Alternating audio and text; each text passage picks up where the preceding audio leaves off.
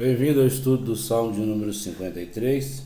Salmo 53, o título é A Insensatez da Incredulidade. Vamos ao texto bíblico. Diz o tolo em seu coração, Deus não existe. Corromperam-se os que cometeram injustiça detestáveis. Não há ninguém que faça o bem. Deus olha lá dos céus para os filhos dos homens, para ver se há alguém que tenha entendimento, alguém que busque a Deus. Todos se desviaram, igualmente se corromperam. Não há ninguém que faça o bem, não há nenhum sequer. Será que os malfeitores não aprendem? Eles devoram o meu povo como quem come pão, e não clamam a Deus. Olhe, estão tomados de pavor, quando não existe motivo algum para temer, pois foi Deus quem espalhou os ossos dos que atacaram você. Você os humilhou porque Deus os rejeitou. Ah, se de Sião viesse a salvação para Israel, quando Deus restaurar o seu povo, Jacó exultará, Israel se regozijará. O Salmo 53, há uma semelhança notável entre este salmo e o Salmo 14. Ambos são atribuídos ao mesmo autor, Davi, e cada um segue a mesma linha de pensamento, a loucura e a maldade da descrença. A diferença nas duas composições está no título e no próprio salmo. No título, certo? Ambos os salmos são atribuídos a Davi e ambos são dedicados ao músico-chefe. Mas no título do salmo Diante de Nós, que é este de número 53, há este acréscimo sobre Maalat, masquil, né? Sobre o significado do termo masquil. Nós podemos observar a introdução do Salmo 32. O termo aqui parece indicar que o Salmo foi elaborado para dar instruções sobre um assunto importante, mas por que ele é prefixado neste Salmo e não nos outros, não temos meio de determinar. A palavra aqui traduzida como Maalat, Machalat, né? Ocorre apenas aqui e no título do Salmo de número 88. Gesenius, um estudioso, supôs denotar um instrumento de corda, como um alaúde ou violão, que foi projetado para ser acompanhado pela voz. Já De Wet o traduz como flauta.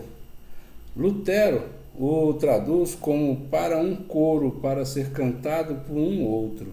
Ou seja, um coro responsivo, né? Já a Septuaginta e a Vulgata Latina, ela retém a palavra original sem nenhuma tentativa de traduzi-la.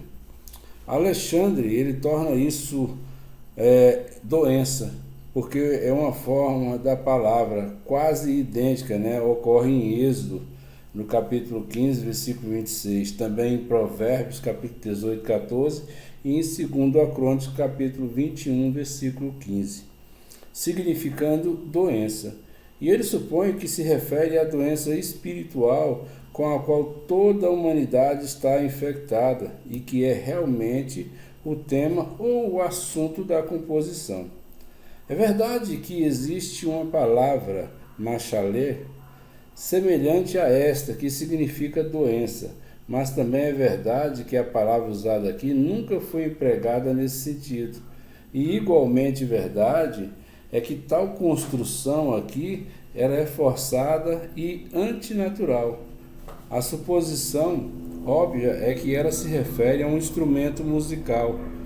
A diferença dos próprios salmos é principalmente que o salmo de número 53, o salmo 14, versículo 6, é omitido, e que nas outras partes do Salmo há aplicações destinadas a ilustrar ou explicar mais completamente o rumo do pensamento aqui neste Salmo. Não se sabe por quem essas mudanças foram feitas. Não sabemos quem é que fez essas mudanças.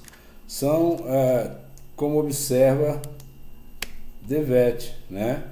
Tais que não podem ter ocorrido por um erro na transcrição e devem ter sido cometidos de propósito. Se as mudanças foram feitas pelo autor ou por alguém que coletou e organizou os salmos, e quem, adotando os pensamentos principais do Salmo 14, inseridos acréscimos que transmitem novas fases de pensamento, embora sem intenção de substituir o uso da composição original. Não é possível agora determinar, não é de forma alguma uma suposição improvável que o autor do Salmo, certo, Davi, possa tê-lo revisado. Ele mesmo feito essas alterações para expressar mais plenamente a sua ideia, enquanto, por incorporar pensamentos valiosos, não foi considerado indesejável manter o original, o Salmo, na coleção, como apropriado para ser usado no serviço de Deus.